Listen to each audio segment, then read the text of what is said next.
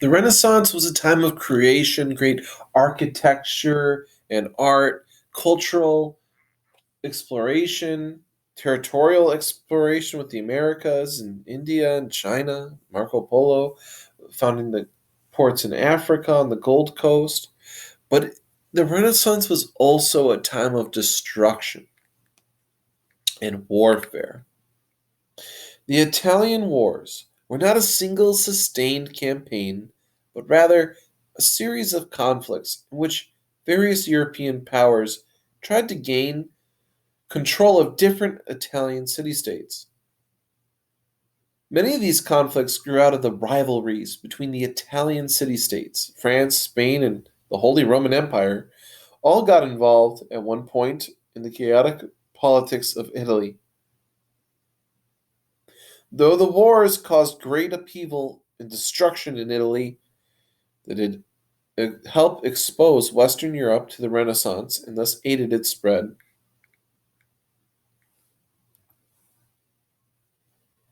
During the late Middle Ages, both France and Spain had claimed the right to rule in southern Italy, since members of the royal families of each of these countries had at one point been rulers of Naples.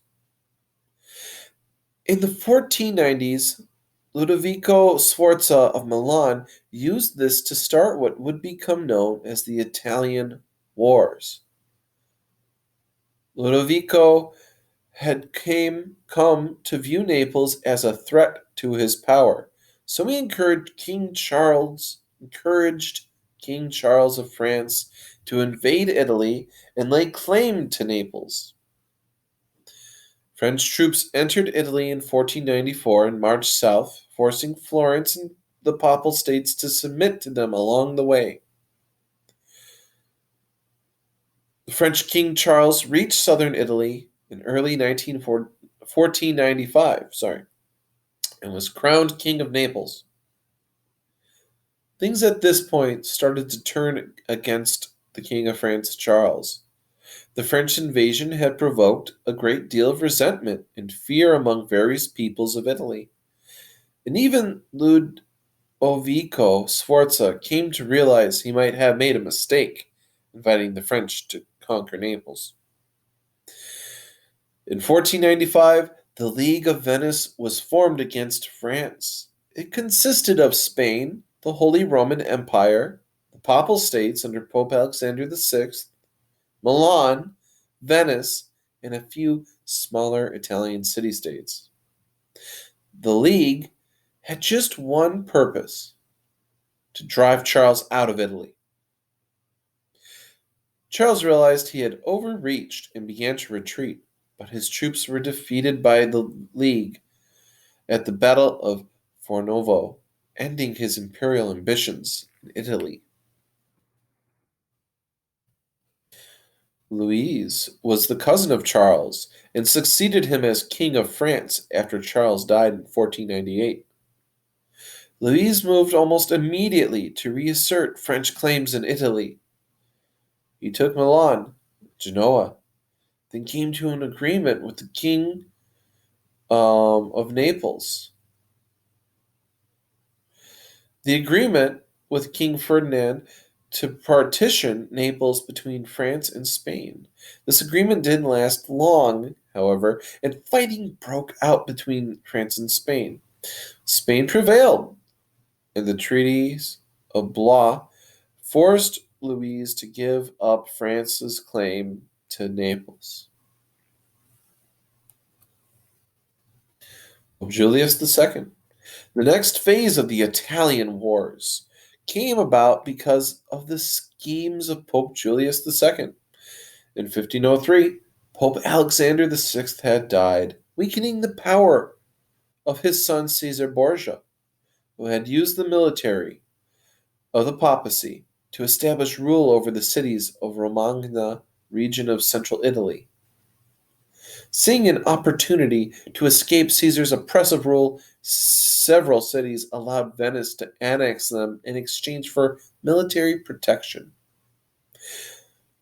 When the new Pope, Julius II, took office, he demanded that the cities be returned to the Papal States. Venice refused. So in 1508, Julius encouraged his ally Maximilian I of the Holy Roman Empire to attack Venice. The attacks failed, however, so Julius and Maximilian entered into an alliance with Louis VII of France. The alliance, known as the League of Cambrai, proposed to defeat Venice and split up its territories among themselves. After French troops defeated the Venetians at the Battle of Agnadello in 1509, Venice decided to cut its losses and made a peace settlement with the Papal States. France continued to attack Venetian territory. Julius, concerned now about French armies potentially turning on the Papal States, forged an alliance with Venice in 1510. He then recruited Spain and the Holy Roman Empire by enticing them with the possibility of taking over French territory if Louis could be defeated. The so-called Holy League was in place by late 1511. Fighting in northern Italy went back and forth for 3 years, with Venice leaving the League and joining the French in 1513. A decisive battle at Marignano in 1515, with the French soundly defeated League forces. By this time, both Julius and Louise had died. The next year, the Treaty of Noyon ended the fighting. The French now controlled Milan, and Venice received some territory as well.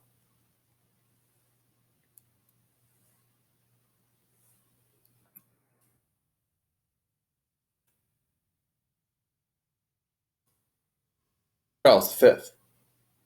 Charles V, ruled from 1500 to 1558, was the grandson of King Ferdinand of Spain, who funded Columbus's voyage to America. That was one side, and the other side of his family was from the Holy Roman Emperor Maximilian I. Charles became King of Spain after Ferdinand's death in 1516 and Holy Roman Emperor after Maximilian's death in 1519. In 1521, Charles began a war to take Milan from France. At the Battle of Pavia in 1525, he soundly defeated the French forces and captured French King Francis. Charles forced Francis to agree to give up all of France's claims in Italy and to cede the French province of Burgundy to the Holy Roman Empire.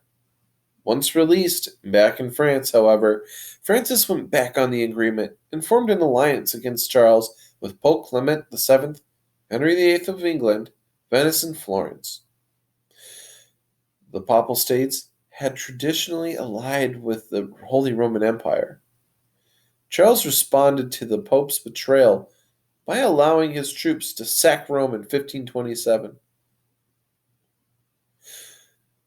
Charles subdued the alliance against him, and in a 1529 treaty, Francis was forced to give up France's claims in Italy. However, in the 1540s, and then again in the 1550s, France started two more wars trying to get back Italian land. Both wars failed, and in a final peace settlement in 1559, France formally renounced all claims in Italy, ending the Italian Wars.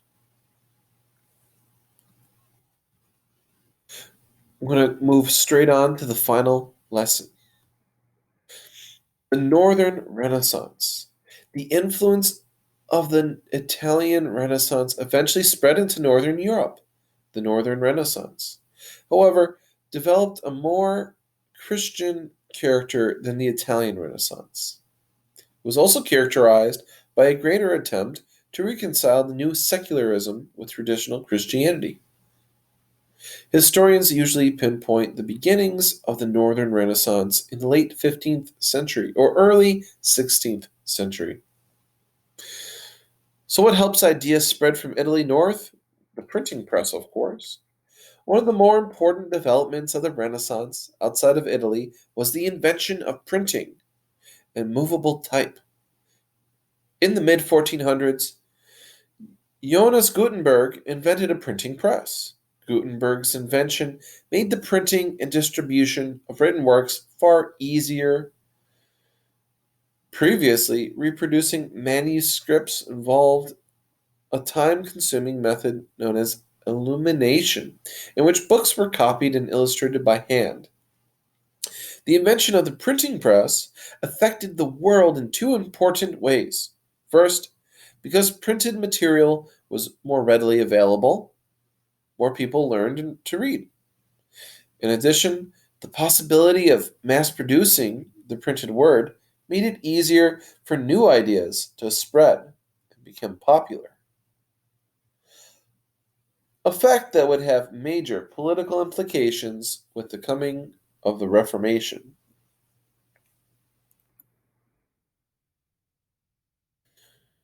Humanism. In Northern Europe, the Renaissance spirit also took a hold. The humanist movement that had arisen in Italy in the second half of the 15th century emphasized study of classical works from ancient Greece and Rome as a means to truly fulfill one's intellectual and moral potential. As the movement spread north, an offshoot known as Christian humanism developed, which stressed fulfilling one's spiritual potential. Christian humanists also sought to reform the church from the ground up, urging each person to strive every day to live a pious, good life. The most famous Christian humanist was Dutch scholar Desiderius Erasmus, whose 1509 work in praise of folly satirized and criticized the excesses and corruption of the Catholic Church, particularly attacking the misdeeds of Renaissance era popes. Erasmus encouraged other humanists to study Greek and Hebrew in order to study older versions of the Bible. To spread his ideas, he produced modernized Greek and Latin translations of the New Testament. The influence of Christian humanism can be seen in the works produced by artists in Northern Europe, such as Jan van Eyck, Albrecht Dürer, Pieter Bruegel, and Hans Holbein the Younger.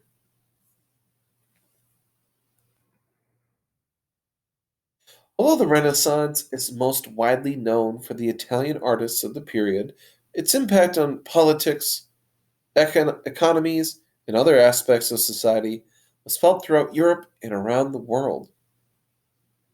A class of wealthy merchants became a dominant force in economies, politics, and the arts.